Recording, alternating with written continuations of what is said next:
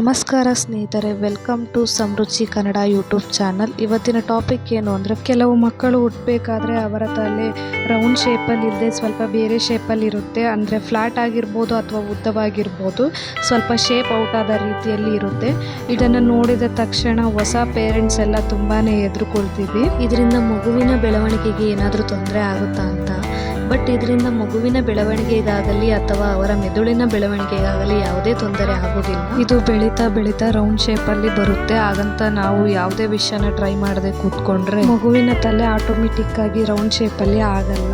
ನಾವು ಕೆಲವೊಂದು ಟಿಪ್ಸ್ನ ಫಾಲೋ ಮಾಡಬೇಕಾಗುತ್ತೆ. ನನ್ನ ಮಗಳು ಹುಟ್ಟಿದಾಗ ಅವಳ ತಲೆ ಸ್ವಲ್ಪ ಉದ್ದ ಇತ್ತು. ನನಗೂ ಅವಾಗ ಭಯ ಆಯಿತು, ಏನಿದು ಈ ಥರ ಇದೆ ಅಂತ. ಬಟ್ ನಾನು ಕೆಲವೊಂದು ಟಿಪ್ಸ್ನ ಫಾಲೋ ಮಾಡಿದೆ. ಅದರಿಂದ ಇವಾಗ ನನ್ನ ಮಗಳ ತಲೆ ರೌಂಡ್ ಶೇಪಲ್ಲಿದೆ. ನಾನು ಫಾಲೋ ಮಾಡಿರೋಂಥ ಟಿಪ್ಸ್ನ ನಿಮಗೂ ಕೂಡ ತಿಳಿಸ್ಕೊಡ್ತೀನಿ, ನೀವು ಫಾಲೋ ಮಾಡಿ. ಇದರಲ್ಲಿ ಫಸ್ಟ್ ಟಿಪ್ ಏನು ಅಂದರೆ, ಸ್ಲೀಪಿಂಗ್ ಪೊಸಿಷನ್. ಮಗು ಯಾವಾಗಲೂ ಒಂದೇ ಕಡೆ ಮಲಗಿರೋದ್ರಿಂದ ಫ್ಲಾಟೆಡ್ ಆಗೋ ಚಾನ್ಸಸ್ ಭಾಳ ಇರುತ್ತೆ. ಪೇರೆಂಟ್ಸ್ ಆದವ್ರು ಏನು ಮಾಡಬೇಕು ಅಂತ ಹೇಳಿದ್ರೆ, ಮಗುವಿನ ತಲೆನ 15 ಮಿನಿಟ್ಸ್ ಅಥವಾ 20 ಮಿನಿಟ್ಸ್ಗೆ ಒಂದ್ಸರಿ ಲೆಫ್ಟ್ ಸೈಡಿಗೆ ಮತ್ತು ರೈಟ್ ಸೈಡಿಗೆ ಟರ್ನ್ ಮಾಡ್ತಾ ಇರಬೇಕು.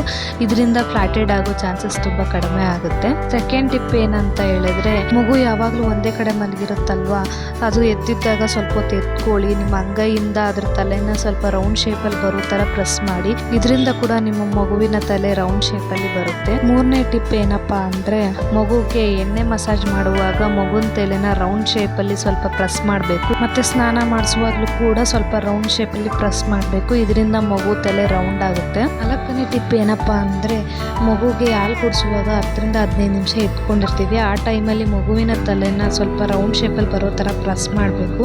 ಇದರಿಂದ ಕೂಡ ಮಗುವಿನ ತಲೆ ರೌಂಡ್ ಶೇಪಲ್ಲಿ ಬರುತ್ತೆ. ಐದನೇ ಟಿಪ್ ಏನಪ್ಪಾ ಅಂದರೆ, ಕಮ್ಮಿ ಟೈಮ್. ಇದರಿಂದ ಕೂಡ ಮಗುವಿನ ತಲೆ ರೌಂಡ್ ಶೇಪಲ್ಲಿ ಬರೋದಕ್ಕೆ ತುಂಬ ಹೆಲ್ಪ್ಫುಲ್ ಆಗುತ್ತೆ. ಆರನೇ ಟಿಪ್ ಏನಪ್ಪಾ ಅಂದರೆ, ನೋಡಿ ಈ ವಿಡಿಯೋದಲ್ಲಿ ತೋರಿಸ್ತಿದ್ದೀನಲ್ಲ, ಇದಕ್ಕೆ ಸಿಂಬೆ ಅಂತ ಕರೀತಾರೆ. ಇದನ್ನು ಮಗುವಿನ ತಲೆಯಡೆಗೆ ಇಡೋದ್ರಿಂದ ಕೂಡ ಮಗುವಿನ ತಲೆ ರೌಂಡ್ ಶೇಪಲ್ಲಿ ಬರುತ್ತೆ.